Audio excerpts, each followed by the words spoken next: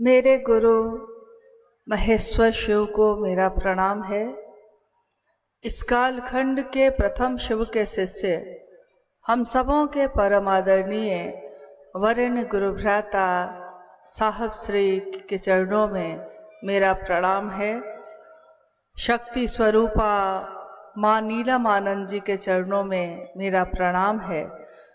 और नवादा जिले के रजौली नामक इस स्थान पे उपस्थित विभिन्न स्थानों से आए हुए सभी गुरु भाई गुरु बहन के चरणों में मेरा प्रणाम है। आप सभी को मेरा प्रणाम।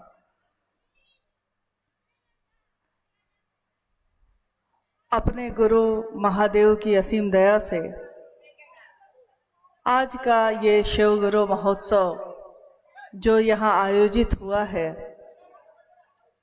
आप सभी गुरु भाई गुरु बहनों के अथक परिश्रम, सहयोग और शिव भाव को मूर्त रूप देते हुए यहाँ प्रतीत हो रहा है।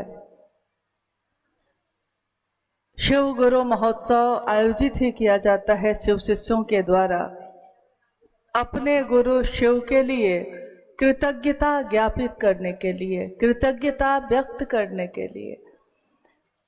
इस जीवन में एक परम सौभाग्य हमारा आया कि हमने शिव को अपना गुरु बनाया। हमारे मुख से आज निकलता है कि बच्चा बच्चा शिव को अपना गुरु बनाएगा। ये बल, ये आत्मबल जो हमारे अंदर था नहीं, और इस युग में एक शिव के शिष्य आए। उन्होंने जगत के लोगों के मन में एक जागरण किया, आध्यात्मिक और मानसिक। उन्होंने कहा, शिव के शिष्य साहब हरिनानंद जी ने कहा कि मनुष्य की आध्यात्मिक शक्ति ही उसकी नियामक शक्ति होती है। मनुष्य की शारीरिक शक्ति से भी बलशाली होती है उसकी आध्यात्मिक शक्ति। शारीरिक तब मजबूत होता है जब मन मजबूत होता है, मन तब मजबूत होता है जब शिव का सानिध्य उसको मिलता है। कितने युग आए, आपने इतिहास सुना, उस इतिहास में आपने ये सुना कि शिव के अनेक स्वरूप पूजित हुए, अनेक रूप ऐसे आए धरती पे जो पूजे गए, आज भी जिसकी पूजा होती है। और असंख्य लोग हैं जो विभिन्न स्वरूपों में पूजा करते हैं शिव की। कहीं पे संसार को जहाँ भय से भय लगता है, उस भय को भी जिससे भय लगता है महादेव से, महादेव का एक रूप है महाकाल का। महाकाल, काल के भी जो नियंत्रक हैं, काल के भी जो नियंत्री देवता है, महादेव को कहा गया महादेव। असंख्य देवता हैं, असंख्य देवी हैं, उन सभी देवी देवताओं के भी जो देव हैं, उससे भी जो ऊपर है, जो शिखर पे बैठा है, उसको कहा गया महादेव। जीवन और मृत्यु के चक्र से जो बाहर निकालते हैं, अपनी करुणा से जो मुक्त करते हैं, उनको कहा गया महामृत्युंजय। नटराज के रूप में जिनकी थाप से होता है, रहता है और उसका लय हो जाता है, नटराज शिव। अघोरियों के भी ईश्वर अघोरेश्वर शिव, कपालिकों के भी जो ईश्वर है कपालेश्वर शिव। और तमाम तरह की जितनी भी ऊर्जा हो सकती है धरती पे या ब्रह्मांड में या पूरे कोने कोने में, उस सब के अक्षय स्रोत है वो। एक तरफ तो ऐसा रूप है और दूसरे तरफ भोला भी है, उमा के पति भी हैं, गृहस्थों के सरकार आदर्श भी हैं। इसीलिए उनको गृहस्थों के भी ईश्वर कहा गया। गृहस्थ आश्रम जिनके आदर्श को देखकर, जिनको देखकर अपना आदर्श मानता है, वो शिव करुणावतारम है वो। यानी उनके सहस्र नाम हैं, नामों की गिनती नहीं हो सकती। जिसने जैसा जाना उसने वैसा नाम दे दिया। वो शेष हैं, अशेष हैं, विशेष हैं। जो उनको जैसा धार ले वो उसके जैसा भेष है। उसी के नाथ हो लिए जो उनके साथ हो लिया। महादेव कौन है? क्या वो सिर्फ भगवान है और हम सबसे बहुत दूर है? महादेव भगवान है, लेकिन हमारे रोम रोम में बसते हैं। धरती के कण कण में जिसकी व्याप्ति है, जिनकी शीश रक्षा के कारण ये सृष्टि सृष्ट है, वो महादेव जगत का गुरु भी है। जगत गुरु महादेव भी है। आदि गुरु महादेव भी है। आदि गुरु का अर्थ होता है जहां से प्रारंभ हुआ है, जहां से शुरू होता है। क्योंकि हम अक्सर कहते हैं आदि है, अनंत है, आदि अनंत शिव। यानी आदि तो है, प्रारंभ है, लेकिन अंत नहीं है, अनंत है। मनवंतरों तक जिस शिव के नाम की गूंज होती ही रहेगी। हम आएंगे जाएंगे, फिर आएंगे फिर जाएंगे, परंतु शिव है तो है। उस शिव के बारे में आदि गुरु शिव को साहब श्री हरिनानंद जी ने, शिव के शिष्य ने कहा कि हम सबके भी गुरु हो सकते हैं। वो सिर्फ देवताओं के नहीं हैं। शिव एक ऐसी सत्ता का नाम है जो गुरु के रूप में भी अगर देवताओं के हैं तो राक्षसों के भी हैं। देवताओं के गुरु का नाम कहा गया बृहस्पति है, और बृहस्पति के गुरु माने गए शिव। यानी देवताओं का भी कोई अगर गुरु है तो उसके भी गुरु हैं शिव। राक्षसों के गुरु माने गए शुक्राचार्य, और उनका भी गुरु कोई है तो शिव। यानी राक्षसों के भी गुरु का गुरु शिव है। तो स्वाभाविक है कि जितने भी इंसान होंगे, जितने भी शरीरधारी गुरु होंगे, सभी शरीरधारी गुरुओं का गुरु भी कोई होगा तो कौन होगा? शिव। आदि कोई होगा तो आदि गुरु है तो आदि शिष्य भी कोई होगा। जो पहली बार जब गुरु की कल्पना सामने आई है तो पहली बार कोई शिष्य भी होगा। जब पहली बार कोई डॉक्टर बना है तो पहला कोई मरीज भी होगा। जब कोई मास्टर हुआ है तो पहला कोई उसका विद्यार्थी भी होगा। आदि गुरु शिव की प्रथम शिष्या कौन है? आज हम जैसे करोड़ों लोग हैं, आपके जैसे करोड़ों लोग हैं शिव के शिष्य, लेकिन जिस समय शिव की सत्ता, गुरु की सत्ता जब प्रकट हुई तो उस समय उनका शिष्य कौन है? प्रथम शिष्या कहा गया मां भवानी को। और पूरा तंत्र साहित्य समर्पित है शिव और शक्ति के संवाद पे आधारित, जिसमें शिव कहते हैं और शक्ति उनसे पूछती है, भगवती उनसे पूछती है कि शिव, हे देव, तंत्र क्या है? और शिव, भगवान शिव उत्तर देते हैं, तंत्र कुछ भी नहीं है प्रेम और समर्पण के सिवा। जितने तंत्र, मंत्र, यंत्र या जितने भी संकीर्णताएं, जितने भी आडंबर, जितने भी कर्मकांड धरती पे हैं, वो सब शिव के अधीन ही हैं। जब वेद आए तो वेदों ने कर्मकांड अपनाया। जब उपनिषद आए उसने ज्ञान कांड का सृजन किया। और जब आगम की बात हुई तो आगम ने अपने आराध्य को, अपने शिव को सिर्फ अपने हृदय का भाव समर्पित किया, प्रेम पुष्प समर्पित किया। मेरे पास कुछ भी नहीं है, अगर मैं खाली हाथ भी हूं तो मेरे हृदय का भाव समर्पित होता है महादेव पे। हे शिव, आप मेरे गुरु हैं। याद कीजिए पहला सूत्र, जिसमें हर शिव का शिष्य ये कहता है, हे शिव आप मेरे गुरु हैं, मैं आपका शिष्य हूं, मुझ शिष्य पर दया कर दीजिए। मेरे पास कुछ भी और नहीं, मुझको साधना नहीं आती, मुझको मंत्रों का जप करने नहीं आता, मैं पढ़ना लिखना नहीं जानती। जे कहियो शास्त्र पुराणों न पढ़ ले, जिसने कभी शास्त्र और पुराण नहीं पढ़े हैं, हिंदी अंग्रेजी ने, जिसने हिंदी और अंग्रेजी भी नहीं पढ़ा कभी, से चर्चा धुरझार करे छै 12 महीने में।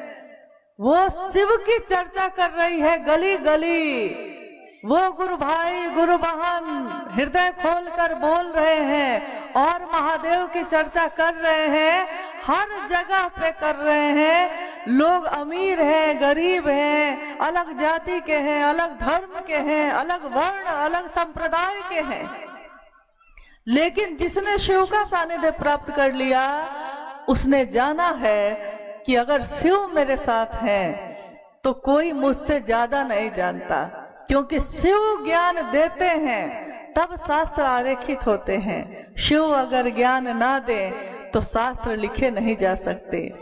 मैं हूं या आप हो या दुनिया का कोई भी व्यक्ति हो, वो जब तक शिव की दया ना हो शिव की बात बोल भी नहीं सकता, ना वो बोल सकता है ना कोई सुन सकता है। शिव की बात सुनने के लिए भी शिव पे ध्यान केंद्रित करना पड़ता है। शिव से दया मांगने के लिए भी शिव पे मन को एकाग्र करना पड़ता है। चाहे जैसा दिखाई दे शिव, शिवलिंग दिखाई देता हो कि मूर्ति दिखाई देती हो कि तस्वीर दिखाई देती हो या शून्य दिखाई देता हो, परंतु शिव जैसे भी दिखाई देते हों हम अपने मन को वहां टिका देते हैं और उनसे दया मांगते हैं। शिव से दया मांगना शिष्य के हृदय में, शिव से दया मांगना शिष्य के मन में स्वस्फूर्त जागरण करता है।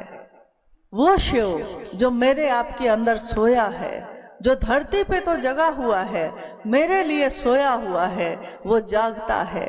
इसीलिए जब किसी शिव के शिष्य के नाम की घोषणा होती है तो हम कहते हैं, जागा जागा महादेव। ये महादेव सोया नहीं है, मेरे अंदर जो सोया था वो जागा। अब जो जागा है महादेव, तो हर व्यक्ति शिव का है, हर जीव शिव होने की पात्रता रखता है, हर व्यक्ति परमात्मा पथ का पथिक हो सकता है। जिस तरह शिव ने भेद नहीं किया, जिस तरह शिव ने कभी बंटवारा नहीं किया, उसी तरह शिव के गण, शिव के लोग भी भेद नहीं करते। इसलिए जब जितने भी युग आते गए, त्रेता युग, सत्य युग, द्वापर युग आते गए, लेकिन जब कलयुग आया तो इतने युग के बीच में बहुत सारे शिव के शिष्य भी हुए, परंतु जगत को उससे क्या लाभ। कहते हैं कि जंगल में मोर नाचा तो मुझको क्या, जंगल में मोर नाच रहा है, मैं तो नहीं देख पा रहा। कहीं सूरज उगता होगा, अगर धरती पे ना उगे तो मेरे लिए उसका क्या उपयोग है। बारिश कहीं बरसती हो, मेरे खेत में ना बरसे तो मेरे लिए उसका क्या उपयोग है।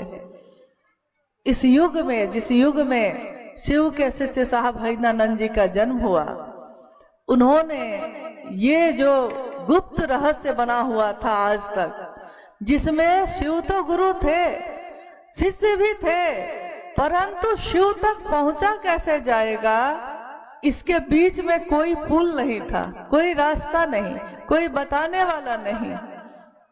हम सब भटक रहे हैं और रास्ता कोई बताता नहीं, कोई रास्ता बताने वाला नहीं। पहुंचा जा सकता था, दूर खड़े हम सब सिर्फ महादेव को देखते ही तो थे, जल चढ़ाते थे, दूध चढ़ाते थे, फल फूल चढ़ाते थे, परंतु शिव मेरे घर का मुखिया हो सकता है ये तो कभी नहीं सोचा था। मेरे घर में कौन रहता है? तो मैं रहता हूँ, मेरी पत्नी रहती है, मेरे 2 बच्चे रहते हैं। एक गुरु भाई ने कहा था साहब से, जब साहब ने पूछा था उस गुरु भाई से एक दिन, आप कितने साल से शिव के शिष्य हैं? उस गुरु भाई ने कहा था साहब से कि जी 18 साल से हैं।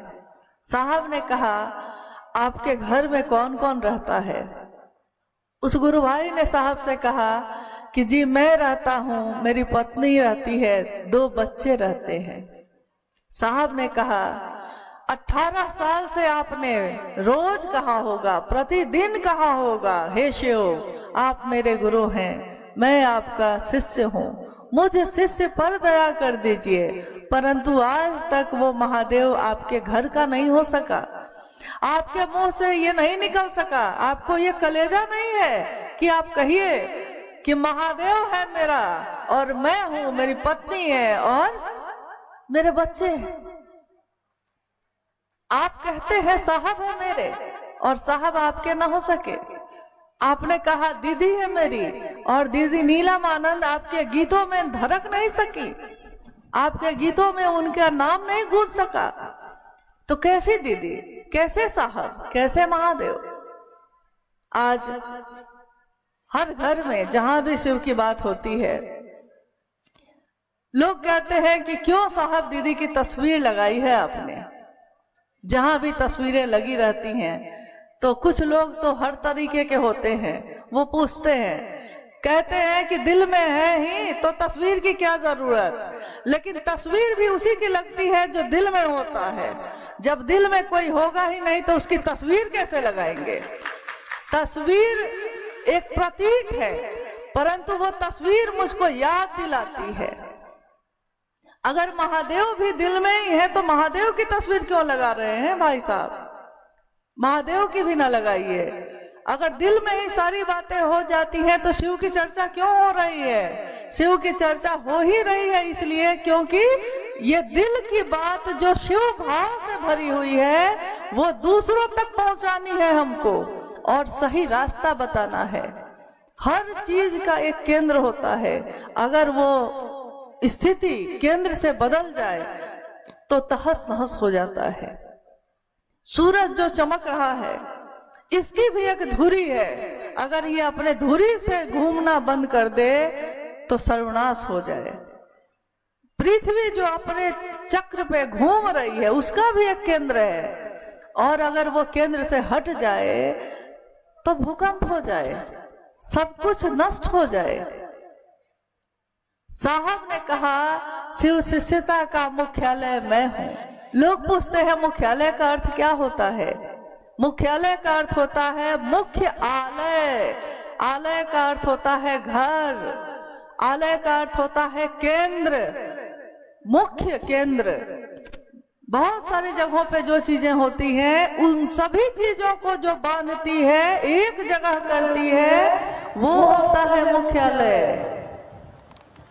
और लोग अभी तक मुख्यालय का अर्थ ही पूछ रहे हैं, शिव के गुरु की व्याख्या ही पूछ रहे हैं, शिव शिष्यता की व्याप्ति ही पूछ रहे हैं, 3 सूत्रों से क्या होगा यही पूछ रहे हैं। सालों साल बीत गए, प्रतिदिन हमने शिव को पुकारा है, प्रतिदिन हमने शिव की बात की है और हमने कहा है शिव से, अपने गुरु से कि आपके लिए मेरे मन में ये भाव है। कितने लोगों ने कहा है कि महादेव आपको जो मेरा मन प्यार करता है, आपको मेरा मन जो चाहता है तो ऐसे चाहता है कि जैसे तुम दिन को अगर रात कहोगे तो रात कहेंगे, जो तुमको हो पसंद वही बात कहेंगे। तो किसके बारे में कह रहे हैं आप ये बात कि जो तुमको हो पसंद वही बात कहेंगे? क्योंकि ये बात तो इस धरती पे, इस युग में, जिनको हमने युग पुरुष कहा, इस युग में साहब श्री हरिनानंद जी ने लाने का काम किया है। अगर हमने किसी को कहा है वरिष्ठ, अगर हमने किसी को कहा है वरेण्य, तो एकमात्र साहब श्री को कहा है, बाकी सभी शिव के शिष्य हैं, वो भी शिव के शिष्य हैं, परंतु वो एक ऐसे शिव के शिष्य हैं जिन्होंने रास्ता दिखाया है हम लोगों को, शिव का, अपना नहीं दिखाया। उन्होंने खुद से नहीं जोड़ा लोगों को, फिर भी लोग जुड़ेंगे, क्योंकि जो शिव से जोड़ता है लोग उससे जुड़ते ही जुड़ते हैं। जो शिव का रास्ता दिखाएगा, जो शिव के रास्ते पे लेकर साथ में चलेगा, हम तो उसका साथ लेते ही लेते हैं।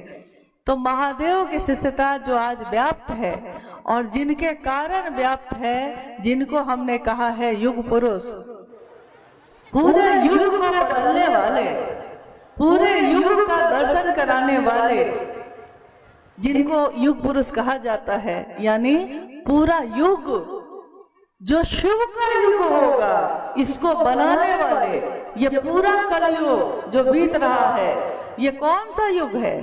ये शिव का युग है। जब सारे युग बीत जाते हैं तब शिव शिखर के जो शिव बैठे दिखाई देते हैं और शिव सबको प्रेम करते हैं। जितने भी आज तक शासन हुए हैं सबका विध्वंस करते हैं, शिव सबको गले से लगाते हैं। दरबार में सच्चे शिव गुरु के दुख दर्द मिटाए जाते हैं। सदियों से सताए लोग यहाँ सीने से लगाए जाते हैं। महादेव सीने से लगाते हैं, लोग क्या लगाएंगे? धरती क्या लगाएगी? जो भोला है वही देने वाला है, जो महादेव है वही सीने से लगाने वाला है। तो पूरे युग को जो बदलने वाले हैं, अगर हमारा मन कृतज्ञ होगा तो उनके प्रति होगा, जिन्होंने पहले सूत्र के द्वारा हम सबके मन में शिव को जगा दिया। स्वस्फूर्त जागरण के लिए हम लोग पहला सूत्र करते हैं, और जब महादेव जग जाता है हृदय में तो हम महादेव की बात करते हैं।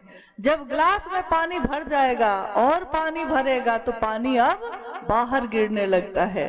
तो जब महादेव से मेरा मन भर जाएगा, जब शिव भाव से मेरा हृदय भर जाएगा, तब मेरे मुंह से महादेव की बात निकलनी शुरू होती है। इसीलिए स्वतः शिव की चर्चा शुरू हो जाती है। इसके लिए कोई कर्मकांड करने की जरूरत नहीं है। शिव की चर्चा शिव के लिए होने लगती है, स्वतः होने लगती है, कोई प्रयास नहीं करते आप। लेकिन आपका मन अब शिव के भाव से ऐसा भरा है कि खुद ही बाहर निकलने लगता है और आप दूसरों से महादेव की बात करने लगते हैं। जिस तरह हम और आप महादेव की बात करते हैं, जिस समय करते हैं, तो इसके बहुत सारे आयाम हैं। शिव चर्चा के बहुत सारे आयाम हैं। कभी कोई पूछ देता है क्यों शिव को गुरु बनाए, तो हम लोग उसको समझाने लगते हैं। आपने अपने जीवन में देखा होगा कि बहुत बार हमारे आपके साथ ऐसा हुआ है कि जब हम किसी नए व्यक्ति को समझाने लगते हैं कि शिव को गुरु बनाइए, और वो कोई जिज्ञासा करता है, उस जिज्ञासा का उत्तर उससे पहले, उस वक्त से पहले मुझको नहीं आता था। परंतु अनायास ऐसा होता है कि अगर कोई जिज्ञासा कर बैठता है और उसका उत्तर मुझको नहीं आता, तो मन जो है महादेव से दया मांगने की स्थिति में चला जाता है। जैसे ही महादेव से दया मांगने की स्थिति में जाता है, मुंह से उत्तर निकलने लगता है, और आप खुद आश्चर्य में रह जाते हैं कि इसका उत्तर आपको आया कैसे, क्योंकि इससे पहले तो आपको इसका उत्तर नहीं पता था। एक आयाम। दूसरा है कि दूसरे को समझाते समझाते खुद समझ में आ जाता है। शिव चर्चा के विभिन्न आयाम हैं, परंतु जितने आयाम हैं, जितने भी तरीके हैं, जितनी भी विधाएं हैं इसकी, जिस तरीके से हम इस काम को करते हैं, वो सब हमारे मन को ध्यान में ले जाता है। इसलिए दूसरे सूत्र को ध्यान की अनुपम विधा कहा गया। शिव चर्चा क्या है? शिव चर्चा सम्मान लेने का जरिया नहीं है। शिव चर्चा पैसा कमाने का जरिया नहीं है। शिव चर्चा दूसरों को खुद से जोड़ने का तरीका नहीं है। शिव की चर्चा शिव के लिए की जाती है कि शिव में हमारा ध्यान लग जाए। तो शिव में ध्यान लगता है, इसलिए शिव की चर्चा संपूर्ण जितने भी सुनने वाले या कहने वाले, स्वयं और समूह, स्वयं यानी जो बोलता है, समूह जो सुनता है, दोनों को शिव भाव से आप्लावित कर देती है, भर देती है। इसी को शिव चर्चा कहते हैं। ध्यान की अनुपम विधा है, यानी बोलने वाले का मन अगर भटक गया, अगर अपने महादेव से हट गया, तो वो बोल भी नहीं सकेगा। आपके साथ हुआ होगा कि आप महादेव की चर्चा कर रहे हैं और अचानक आप चुप हो गए। लोग कह रहे हैं क्यों चुप हो गए भैया, तो आप कहते हैं कि तार कट गया, संपर्क टूट गया। यानी संपर्क जो महादेव से है तो आप बोल रहे हैं, आप थोड़े ही बोल रहे हैं। जो महादेव अपना काम कराना चाहते हैं वो बुलवाते हैं और दूसरे को सुनवाते हैं। जो सुन रहा है उसका मन भी अगर महादेव की बात पे, महादेव पे अगर केंद्रित नहीं होगा तो वो सुन भी नहीं सकेगा। आप शरीर से सामने बैठे हैं, परंतु अगर आपने महादेव पे ध्यान न लगाया अभी, तो आपके सामने कितनी भी अच्छी बात होती रहे, आप खुद कहेंगे कि अभी अभी क्या बोला इन्होंने, मेरा ध्यान कहीं और चला गया था, सुन नहीं पाए, क्योंकि ध्यान हटा। और सामने शरीर में कोई बोल रहा है लेकिन आप नहीं सुन सकते। तो शिव की चर्चा इतनी आसान विधा नहीं है कि बोल भी लेगा कोई और सुन भी लेगा कोई। बोलने के लिए भी महादेव की दया चाहिए, सुनने के लिए भी महादेव की दया चाहिए। दोनों का ध्यान जब तक शिव पे न टिकेगा, शिव की चर्चा भी नहीं हो सकती। इसलिए बिना योग के, बिना तपस्या के, बिना मंत्रों के असंख्य जाप किए हुए ही व्यक्ति का मन शिव भाव में टिक जाता है, वहां पे रुक जाता है, क्योंकि अद्भुत विधा है ये शिव की चर्चा ध्यान की। ध्यान टिक जाता है। इसलिए न हम महलों को छोड़ के गए, न हमने अपना घर गृहस्थी छोड़ा, न हमने अपने बच्चों को छोड़ा, न हमने अपने जीवन के किसी भी काम को छोड़ा। सब कुछ करते हुए हम शिव की बात करते हैं और महादेव हमारे ध्यान में रहते हैं। दूसरा सूत्र अपने आप होता है। तीसरा सूत्र जिसमें साहब श्री ने कहा कि शिव के शिष्यता के भावांतरण के लिए ये जो विचार में है कि शिव मेरे गुरु हैं, ये मेरा स्वभाव बन जाए, मेरा भाव बन जाए। मैं ये सोच लूं कि शिव मेरे हैं, मेरे अपने हैं। शिव सबके होंगे। जो सार्वजनिक होता है, साहब श्री ने अनेक बार ये कहा कि जो सबका होता है वो किसी एक का नहीं होता। तो जो सबका है, ये सबकी सड़क है, आपकी नहीं। तो टूट भी जाए तो आप उसको बनाने नहीं जाते, परंतु आपका छोटा सा आंगन है और उस आंगन में गड्ढे हो जाए तो आप रात में ही उसको ठीक करने लगते हैं, क्योंकि मेरे घर का आंगन है। जो चीजें दुकान में थी आपने उसकी परवाह नहीं की, उस दुकान में आग भी लग जाए आपको परवाह ना होगी, परंतु आपने दुकान से कुछ सामान खरीद लिया है, कपड़े खरीद लिए, चप्पल जूता खरीद लिया, ले आए अपने घर। अभी तक दुकान में था तो आपको उसकी परवाह न थी, अब आपके घर में आ गया तो आपका है। आप कहते हैं ये मेरा है, ये मेरे कपड़े हैं, ये मेरा खेत है, ये मेरी जमीन है। जमीन में 1 इंच भी अगर कोई आ जाए दूसरा तो केस मुकदमा और कितनी चीजें हो जाती हैं 1 इंच जमीन के लिए। क्यों? क्योंकि मेरा मन समझता है कि मेरा है। क्या हमारा मन ये समझता है कि शिव मेरा है? हे शिव आप मेरे हैं, मेरे गुरु हैं। और अगर समझता है तो आपको इससे फर्क पड़ेगा कि महादेव के काम में क्या सही हो रहा है, क्या गलत हो रहा है। अगर आपको फर्क नहीं पड़ता, इसका अर्थ है कि आपने भीड़ तो लगाई परंतु आपने शिव को अपना न समझा। अगर शिव को अपना समझेंगे तो महादेव के नाम को लेकर अगर कोई बेचेगा, बोलने वाले तो बोलते हैं, खूब बोलते हैं, साहब की ही बात को दोहराते हैं, साहब की बात को ही बोलते हैं, परंतु खुद वही काम करके बैठते हैं। बोलने वाले तो बोलते हैं कि एक वो लोग थे, हाँ वो लोग थे जिन्होंने जिंदगी छोड़ दी बंदगी के लिए। सच है, तो जिंदगी छोड़ दी बंदगी के लिए, किसने छोड़ दी? अभी तक तो हमने देखा कि साहब और दीदी ने छोड़ दी। साहब अपने जगह पे पदाधिकारी थे, उनके घर में किसी चीज की कमी नहीं थी। माँ नीलम आनंद राज परिवार की बेटी थी, डिप्टी कलेक्टर की पत्नी थी, उनको किस बात की कमी थी? लेकिन उन दोनों ने अपना अस्तित्व छोड़ दिया। वो लोगों से बात करने के लिए मिट्टी में बैठे, जमीन पे बैठे, घर घर, गांव गांव, ट्रैक्टर पे बैठकर गुजरे। तो उन्होंने जिंदगी छोड़ दी बंदगी के लिए, ये सच है। परंतु अभी तक तो और कोई दिखा नहीं जिसने जिंदगी छोड़ दी बंदगी के लिए। हाँ, ये जरूर है कि साहब ने जो एक जगह बनाई, साहब ने जो एक शिव शिष्यों का परिवार बनाया, उसको छोड़ा। गिनती के लोग हैं परंतु छोड़ा बंदगी के लिए। हाय, तू भी तो है, अफसोस है, बंदगी छोड़ दी जिंदगी के लिए। साहब ने तो सबके लिए बनाया है। शिव शिष्य परिवार यानी शिव शिष्यों का परिवार है ये। और शिव शिष्यों के परिवार के लौकिक मुखिया हमेशा साहब और दीदी ही रहेंगे। पारलौकिक महादेव और माँ भवानी स्वयं है, तो हमको किसी और मुखिया की क्या जरूरत। इसलिए आज भी सभी शिव शिष्यों के केंद्र में महादेव स्वयं है, दूसरा कोई नहीं है जो हमको महादेव तक पहुंचा सकता है। हम शिव के शिष्य हैं, हम शिव की बात करने वाले हैं। कहते हैं कि भटकाने वाले बहुत मिल जाते हैं, सही रास्ते पे चलाने वाले कम मिलते हैं। परंतु स्वयं साहब श्री और माँ नीलम आनंद हमको आपको लेकर चल रही हैं, तो हमारे भटकने का की उम्मीद नहीं है, क्योंकि जब सही रास्ता पे ले चलने वाला स्वयं साथ में हो तो कोई भटका नहीं सकता।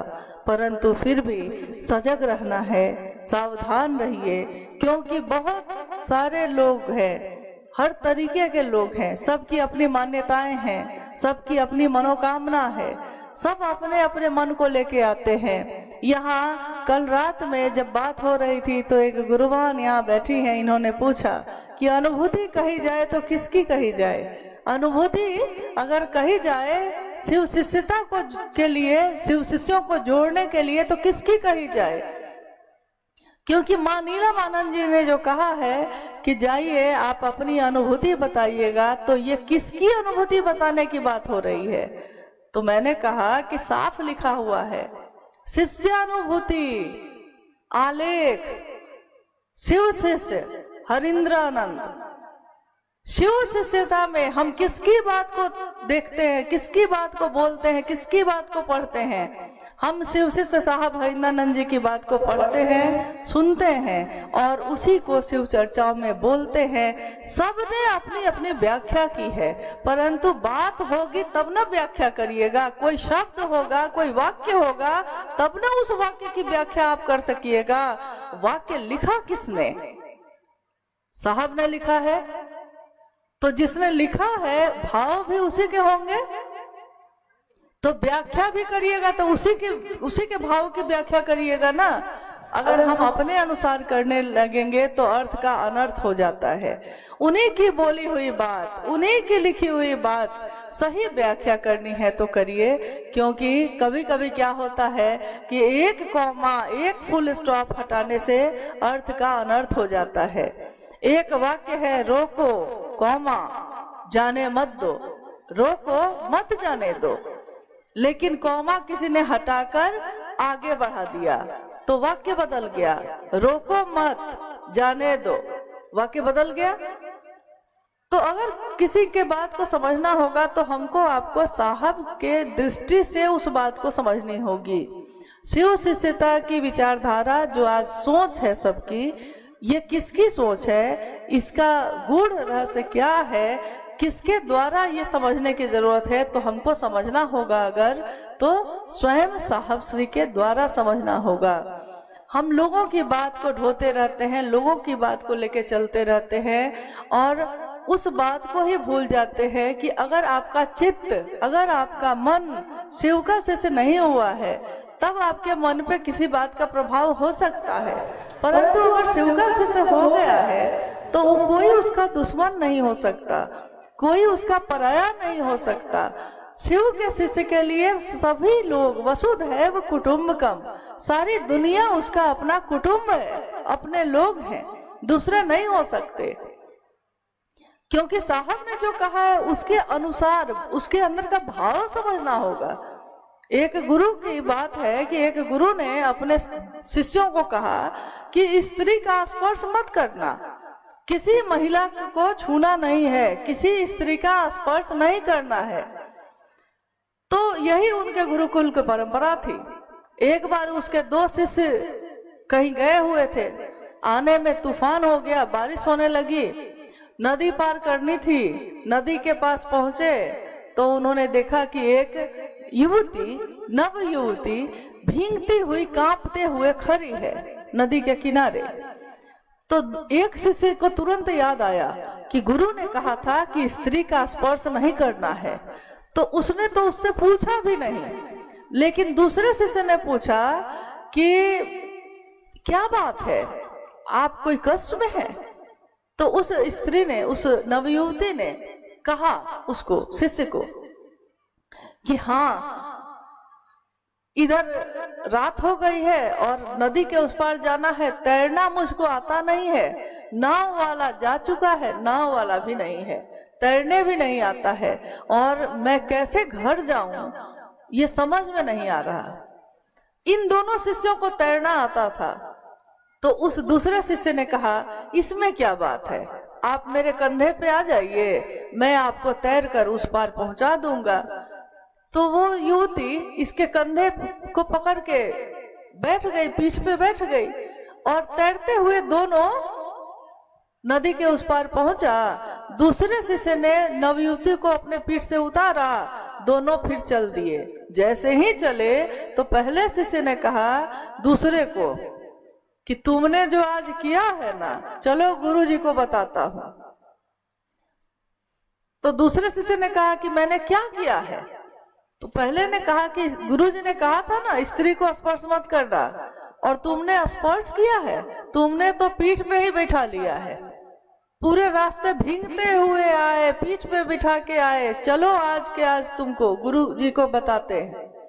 जब पहुंचा आश्रम में तो इसको तो बड़ी जल्दी थी शिकायत करने की, तो पहला जो है दौड़ते हुए गुरु के पास पहुंचा, और उसने जब तक दूसरा पहुंचे इसकी शिकायत अपने गुरु के सामने कर दी। दूसरा पहुंचा तो गुरु ने पूछा कि क्या ये बात सच है कि तुमने एक नव युवती को अपनी पीठ पे बांध के और नदी पार कराया है? दूसरे शिष्य ने कहा कि गुरुजी, आपने कहा था स्त्री को मत छूना, मैंने तो इंसान देखा, वो पुरुष भी हो सकता था, स्त्री भी हो सकती थी, एक इंसान तकलीफ में है, एक इंसान दुख में है, तो मैं तो एक इंसान समझकर उसकी मदद करने के लिए अपनी पीठ पे बांधा और नदी पार करके वहीं उतारा और चल भी दिया। लेकिन गुरुजी ये बताइए कि इसने तो स्पर्श नहीं किया हाथ से, परंतु पूरे समय मन में ये ही ढोता रहा, मैं तो वहीं उतार के आ गया और ये तो अभी तक उसको अपने ऊपर रखे हुए है, तो दोषी कौन होगा? इसी तरह हम लोग भी करते हैं कि किसी की बोली हुई गलत बातों को भी ढोते रह जाते हैं, ढोते ढोते यहाँ से वहां, वहां से वहां, वहां से वहां। इसका नतीजा होता है कि हमारे जीवन में हमको बात करनी थी शिव की, हम बात करने लगते हैं अमुक गुरु भाई, अमुक गुरु बहन, तो साहब के घर में क्या होता है तो उनके घर में क्या होता है। बात करनी थी महादेव की, बात करने लगे लोगों के घर की। बात करनी है महादेव की और महादेव के तरफ चलाना है लोगों को, तो चलाने लगे खुद की तरफ। यानी जो साहब ने कहा कि गुरु की दया गुरु आदेशित अनुसार करने भर से मिलती है, साहब की बात को नहीं चरितार्थ करके हम कर क्या रहे हैं? हम दूसरों से महादेव की तरफ चलने की बात नहीं कह के दूसरों को तोड़ने की बात करते हैं, दूसरे के मन को दुखी करने की बात करते हैं। हमारे इस जीवन का कोई भरोसा नहीं है। यह जीवन कागज की पुरिया, बूंद परे खुल जाना है। क्या पता ये जीवन कब खत्म हो जाए। तो क्या इस जीवन में हमने यही सोचा है उस शिष्य की तरह, इसकी शिकायत उसके तक, उसकी शिकायत उसके तक, उसकी शिकायत उसके तक पहुंचाना है? पहुंचाना क्या था, पहुंचा क्या रहे हैं? पहुंचाना तो महादेव था ना। तो महादेव को पहुंचाना है कि लोगों की बात को पहुंचाना है? क्या पहुंचाना है? क्या मतलब सबको हम लोग को पता है, समझ है कि महादेव की बात पहुंचानी है। तो आज से हम लोग ये संकल्प ले कि कोई कुछ भी बोलेगा उसकी बात का कोई उत्तर हमको नहीं देना है। उसके पास जो था उसने दी। किसी के पास जहर है तो वो जहर देगा ना, किसी के पास फूल है तो वो फूल देगा, किसी के पास गुलाब है तो गुलाब देगा, किसी के पास रंग है तो वो रंग देगा। तो जिसके हाथ में जो होता है वो वही उछालता है। तो किसी के हाथ में कीचड़ है तो वो कीचड़ उछालता है, किसी के हाथ में गुलाल है तो वो क्या उछालता है? गुलाल उछालता है। कांटों पे चढ़ के ही गुलाब खिलता है। दुनिया गुलाब के फूल को देखती है, कांटों को कोई देखता भी नहीं। कीचड़ में ही कमल खिलता है, दुनिया कमल को देखती है, कीचड़ को कोई देखता भी नहीं। तो कीचड़ को देखने की आदत बदलिए। देखना ही है कमल को देखिए ना, देखना ही है गुलाब को देखिए ना। क्यों कांटों को देखते हैं? वो कांटे हैं इसीलिए गुलाब खिला है। तो कांटे अच्छे हैं, बुरे नहीं है। गुलाब खिला है शिव शिष्यता का, तो शिव शिष्यता देखिए और दूसरों में भी वही बांटिए।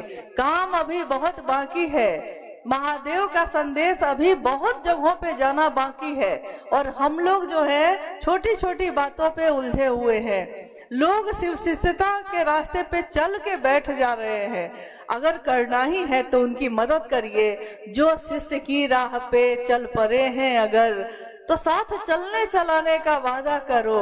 रुक गए हो तो रुकने की जिद ना करो, फिर से चलने चलाने का वादा करो। तो जो रुक गए हैं उनकी मदद करिए, उनको बढ़ाइए, उनका उत्साह बढ़ाइए। नहीं तो ऐसा हो कि वो आपकी बात से और टूट जाए, बैठ जाए। आइए हम लोग कुछ जिज्ञासाओं पे बात करते हैं। आप लोग काफी देर से बैठे हैं और महादेव की असीम दया है, साहब दीदी का आशीर्वाद है कि आज कुहासा भी कहीं और चला गया है, ठंड भी कहीं और चली गई है और आज सूर्य भगवान ने दर्शन दे दिए हैं। पूरा माहौल शिवमय है। आइए हम लोग जिज्ञासाओं पे भी कुछ बात कर ले। अभी हम लोगों ने दीदी से, अभी हम बैठे बैठे देख रहे थे जितनी सारी जिज्ञासाएं हैं सब पर लगभग दीदी बोली है। फिर भी दीदी से निवेदन करेंगे कि इस पर विशेष रूप से मुझसे सुने। आओ चले शिव की ओर। साहब श्री के इस संदेश हम सभी समझना चाहते हैं, दीदी से समझाएं। आओ चले शिव की ओर साहब का ये संदेश, इन्होंने कहा कि उसको समझाया जाए। ये वाक्य अभी तक में जब से साहब ने शिव की बात शुरू की है तो प्रारंभिक समय में उन्होंने कहा था शिव आज भी गुरु हैं, मैंने परीक्षा की है, आपकी परीक्षा प्रार्थनीय है। फिर उन्होंने कहा कुछ समय के बाद शिव जन जन के गुरु हैं, आइए भगवान शिव को अपना गुरु बनाते हैं। और एक बार कुछ साल पहले, कुछ वर्ष पहले रांची में एक संगोष्ठी हो रही थी बांग्ला स्कूल के हॉल में। लगभग 400 कुछ लोग थे। साहब जब समापन हो गया और साहब खड़े हुए तो साहब ने कहा कि क्या आप लोगों को मुझसे कुछ कहना है? किसी ने कुछ नहीं कहा। कुछ पूछना है? किसी ने कुछ नहीं पूछा। साहब ने कहा पर मुझको कहना है, आओ चले शिव की ओर। और जब उतर कर सीढ़ी से साहब घर के अंदर आए और हम लोगों ने उनसे पूछा कि आज आपने जो वाक्य कहा है आओ चले शिव की ओर, इसके पीछे का क्या रहस्य है? उन्होंने कहा कि मैंने नहीं कहा, ये दूर वन प्रांतरों से आती हुई धीमी धीमी मध्यम मध्यम आवाज है, जो पुकारती है, जो बुलाती है, जो कहती है, कहाँ फंसे हो यार, क्या मिलेगा? कितनी दूर तक चल चल कर फिर आप रुक गए, क्या हासिल होगा? हाथ खाली के खाली रह गए। कितने लोग मेरे साथ चले। साहब श्री ने उस दिन कहा, अकेला ही चला था मैं, जानी वे मंजिल मगर लोग जो लोग आज दिख रहे हैं, लोग मिलते गए, कारवां बनता गया। अकेला ही चला था, आज कारवां बन गया। परंतु मैं देखता हूँ कि ये बच्चों के खेलने के मैदान जैसा हो गया। कोई खेलता है, कोई हंसता है, कोई रोता है, कोई शिकवा शिकायत करता है। मैंने कहा शिव का शिष्य बनो, शिव का गण बनो, शिव का आदमी बनो, और ये ऐसा ऐसा काम करता है कि कहिए नहीं। फिर उन्होंने एक बात याद कराई, कुछ साल पहले, उस समय माँ नीलम आनंद शरीर में थी, तो कभी कभी क्या होता था कि हम लोग रात में जब भोजन हो जाता था तो कभी कभी लूडो एक खेल होता है। लूडो खेला है आपने कभी? लूडो जो खेल खेलते हैं बच्चे। हाँ, बच्चा बोल रहा है हाँ। हाँ, तो लूडो खेल उस समय हम लोग रांची में 373 सीडी क्वार्टर नंबर था। 2003 की बात कह रहे हैं आपको। 2003 में खेल रहे थे। अचानक साहब ने कहा कि ये जो लूडो है, जैसे ही उन्होंने जब चलाया, हम लोग 4-5 लोग थे जो खेल रहे थे, तो एक व्यक्ति जो थे हम लोग में, उनका जो क्या कहते हैं उसको, गोटी, हाँ गोटी, उनका जो गोटी था वो 99 के पास पहुंच गया था। यानी वहीं पे सांप का मुंह है, 99 के पास पहुंचने वाला था, अभी पहुंचने ही वाला था कि तब तक अचानक जो है वो गोटी में ऐसा नंबर आया कि 99 नहीं पहुंच के वो सांप के मुंह से के पास पहुंच गए, और सबसे बड़ा वाला सांप था। तो उस गोटी से वो वहीं पे काटा और सांप काटा तो सबसे नीचे। तो साहब ने कहा, याद है मैंने उस दिन क्या कहा था? कितने लोग चले इस कारवां में, 99 तक पहुंच गए थे। अब शायद शिव शिष्य हो जाते, पूरी तरह शिव हो जाते, परंतु 99 पे पहुंच के भी सांप काट ले तो फिर से नीचे आ जाते हैं और दोबारा शुरू करना पड़ता है। इसीलिए मैंने कहा, कहाँ इन चीजों में फंसे हो यार, सब कोई चलो ना शिव के ओर, आओ चले शिव की ओर। यही उनके किताब का शीर्षक भी बना, जिसमें एक सांप बना हुआ है और उसके मुख में, सांप को प्रतीक माना गया है काल का, और उसके मुख में मेढक है। मेढक एक जीव है और उसके मुंह में फतिंगे हैं, जो साहब ने बनवाया था। तो उन्होंने कहा कि काल के मुंह में बैठा है मेढक, लेकिन फतिंगों को पकड़ रहा है। उसको लगता है कि मैं यहाँ से जाऊंगा नहीं, हमेशा जीवित रहूंगा, और फतिंगों को पकड़ के उसका पेट भर गया, फिर भी पकड़ ही रहा है। तो उन्होंने कहा, इसीलिए मैंने इस पुस्तक का नाम भी लिखा, आओ चले शिव की ओर। अगली जिज्ञासा है, ये हर जगह लोग अभी समझ नहीं पा रहे हैं, शायद आज समझ जाएंगे। क्या शिव चर्चा में प्रसादी चढ़ाना चाहिए या नहीं, इसे समझाने की कृपा करें। जिज्ञासा है कि शिव चर्चा में प्रसाद चढ़ाना चाहिए कि नहीं चढ़ाना चाहिए। इतने सालों में इस तरह की जिज्ञासा बहुत बार आई है, आज भी आ रही है, स्वाभाविक है आएगी। नए लोग आ रहे हैं तो नए लोग भी समझते जाएंगे। आपने देखा कि आज का ये शिव गुरु महोत्सव है, इतने लोग हैं, क्या प्रसाद चढ़ा है यहाँ? आप में से बहुत गुरु भाई गुरु बहन ऐसे होंगे जिन्होंने कभी उस चर्चा में, शिव गुरु महोत्सव में भाग लिया होगा जिसमें साहब पधारे हैं। आप में से कितने लोगों ने साहब की बात सुनी है, शिव चर्चा में गए हैं? इतने लोग, चलिए हाँ ठीक है। आपने कभी देखा है कि उसमें प्रसाद चढ़ाया गया है या आरती उतारी गई है? कितने लोग ऐसे होंगे जो रांची में जब साहब थे, देवघर में जब साहब थे, पटना में जब साहब थे, तो जब जब जहाँ जहाँ रहे, आज भी रांची में लोग जाते रहते हैं। आपने कभी देखा है कि साहब के स्थान पे, साहब के पास कभी भी प्रसाद चढ़ा हुआ है? कभी नहीं देखा होगा, क्योंकि शिव की चर्चा, इसका अर्थ ही है शिव की बात। शिव की बात करनी है हमको, उसमें प्रसाद का क्या काम।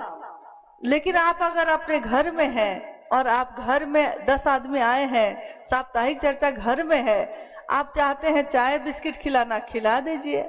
आपका मन है भोजन ही करा दीजिए। लेकिन शिव चर्चा के नाम पे प्रसाद चढ़ाना इसलिए भी ठीक नहीं है, क्योंकि अगर आपके पास पैसे हैं तो आप तो चढ़ा लीजिएगा, परंतु कोई गरीब है तो उसके पास पैसे इतने नहीं होते कि वो शिव चर्चा का आयोजन भी कराए और सबको खिलाए भी, प्रसाद भी चढ़ाए। तो वो क्या शिव की चर्चा नहीं करा सकेगा? शिव की चर्चा में, शिव के काम में हमको ऐसा काम करना है जैसा सारे लोग कर सके, ऐसा काम जो गरीब से गरीब व्यक्ति भी कर सके। दरी बिछा के, बोरा बिछा के भी हम लोग गुरु का मंच बनाते हैं। जरूरी नहीं कि गुरु का मंच हमेशा इतना ही बड़ा बनता है। गुरु का मंच तो बोरा बिछा के भी बनता है। मन में ना गुरु का मंच बनाते हैं हम लोग, तो मन में तो सबसे ऊपर बना लेते हैं। इसलिए गुरु की चर्चा में इन चीजों से बचिए, बचने की कोशिश करिए। एक जिज्ञासा है, हम शिव के शिष्य कैसे बनेंगे और मेरे गुरु शिव कैसे हो? हम शिव के शिष्य कैसे बनेंगे, मेरे गुरु शिव कैसे होंगे? तो हम किसी के पत्नी कैसे बनेंगे, हम किसी की बेटी कैसे बनेंगे, हम किसी के बहन कैसे बनेंगे? मेरे आचरण, मेरे भाव ही ना हमको बनाएंगे। प्रेम परवाह में दिखता है, मेरी परवाह ना बताएगी कि हम शिव शिष्य बने हैं कि नहीं। फिर भी साहब श्री ने एक बार कहा कि एक थर्मामीटर है, लगा सकते हो तो लगा लेना।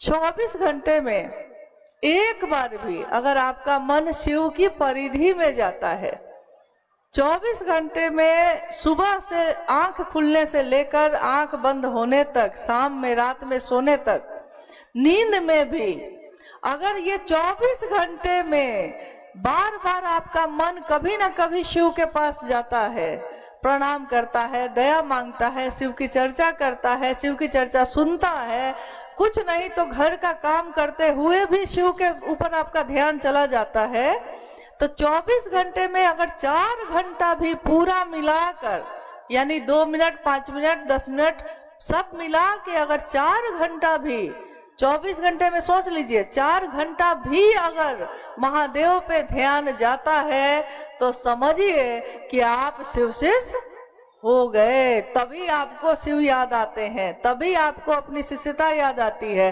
तभी आपको बर्तन धोते समय भी महादेव याद आते हैं, तभी ग्राहक को सामान बेचते समय भी आपको महादेव याद आते हैं। आप बहाना ढूंढते हैं लोगों से कि महादेव की बात उनसे कर सकिए। और शिष्य कैसे बनेंगे, तो हमारे आचरण, जब शिष्य बन जाएंगे तो परवाह करेंगे। लोग कहते हैं कि भाई हम तो उनको बोले, आप क्यों बिगड़ गए? तो बिगड़े इसलिए क्योंकि वो मेरे भाई थे, मतलब मेरे भाई को किसी ने कुछ कह दिया तो बिगड़ हम गए। अब दूसरे आदमी को पता नहीं था कि मेरा भाई है, तो उसने कहा कि मैंने तो उनको कहा, आप क्यों बिगड़े? तो हम बोले कि मेरा भाई है, मेरे भाई को आपने कहा इसलिए बिगड़े। तो लोग कहते हैं कि शिव चर्चा में हम कुछ भी करें, आप क्यों बिगड़े? बिगड़ते हैं कि नहीं आप? जब शिव चर्चा में आप देखते हैं कि साहब के अनुकूल नहीं हो रहा है, साहब के अनुकूल मतलब क्या? साहब के अनुकूल टोपी पहनना नहीं, साहब के अनुकूल पानी का ग्लास पीना नहीं, साहब के अनुकूल यानी नियत साहब जैसी जिसकी दिखती है तो हम लोग उसकी मदद करते हैं, उसके साथ चलते हैं। लेकिन जिसकी नहीं दिखती है तो उसका विरोध करते हैं। लोग कहते हैं कि भाई आप विरोध क्यों करते हैं, हाँ, वो भी तो महादेव की ही बात कर रहे हैं। तो भाई बात तो महादेव की ही कर रहे हैं, लेकिन नियत साहब वाली नहीं लगा रहे हैं, इसलिए दिक्कत हो रही है, बाकी और कोई दिक्कत नहीं है। तो जब हमारा परवाह होगी महादेव के काम के लिए, तो हम परवाह करेंगे कि मेरे महादेव का नाम कोई बेचता तो नहीं है, मेरे साहब दीदी के नाम पे कोई कुछ बोलता तो नहीं है। बोलेगा साहब को, चोट लगेगी मुझको, चोट लगे तुझको तो दर्द किसको हो? दर्द मुझे हो। चोट अगर उनको लगेगी तो दर्द आपको होती है कि नहीं? दर्द होती है, इसका मतलब है कि शिष्य हैं आप, तभी ना। शिष्य भाव नहीं होगा तो चोट लगेगी क्यों? लग रही है, मतलब कि शिष्य भाव है, तो बन तो रहे ही हैं। जी, एक बिहार शरीफ की पुरानी गुरु बहन ये जानना चाहती है कि शिव शिष्यता में ईमानदारी क्या है। बिहार शरीफ की एक गुरु बहन है, जानना चाहती हैं कि शिव शिष्यता में ईमानदारी क्या है। शिव शिष्यता ही ईमानदारी है, उसमें ईमानदारी अलग से कहाँ खोजते हैं। अगर कोई शिव का शिष्य होगा तो ईमानदार होगा, वो कृतज्ञ होगा महादेव के लिए, साहब दीदी के लिए, उसके दुनिया में और दूसरी कोई चीज नहीं होगी। वो कभी खुद को स्थापित नहीं करेगा, झुकेगा। महादेव का काम होगा तो किसी का भी पैर पकड़ेगा, महादेव का काम होगा तो किसी के आगे झुकेगा नहीं। तो ईमानदारी तो जो शिव शिष्य होगा वो तो ईमानदार होगा ही होगा, परंतु ईमानदारी का अर्थ होता है महादेव की बात महादेव के लिए करना। क्या इसमें चतुष्टय कोई कामना है? क्या अर्थ, धर्म, मोक्ष, काम किसी चीज की कामना है? अगर कामना के साथ आपने किया है तो कृतज्ञता तो ये भी है। जैसे 3 सूत्र, अगर आपने कोई कामना लेकर, कोई मन में मनोकामना ली है और तब 3 सूत्र आप कर रहे हैं, तो हो सकता है आपकी मनोकामना भी पूरी हो जाएगी। 3 सूत्र भी आपने किया है, परंतु ये गुरु के लिए कृतज्ञता नहीं मानी जाएगी। निस्वार्थ रूप से 3 सूत्र करना ही गुरु के लिए कृतज्ञता मानी जाती है। और शिष्य की ईमानदारी भी यही है कि वो अपने गुरु के लिए 3 सूत्र करे।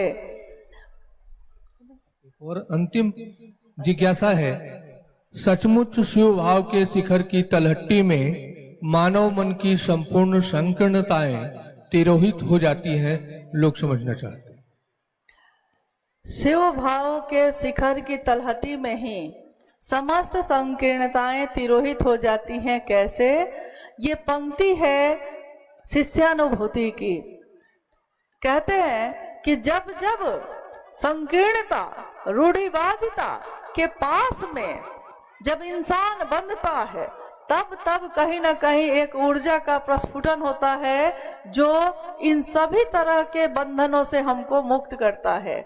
साहब श्री का ये वाक्य जो उन्होंने शिष्यानुभूति में लिखा, शिव भाव के शिखर, आपने पहाड़ देखा है, पहाड़ का शिखर, चोटी, वहां अभी गए भी नहीं है, पहाड़ की चोटी पे नहीं गए हैं आप, पहाड़ पे भी नहीं चढ़े हैं आप, उसकी तलहटी में ही है, उसकी घाटी में ही है। तो हवा ठंडी लगने लगती है, हवा में ठंडक आने लगती है।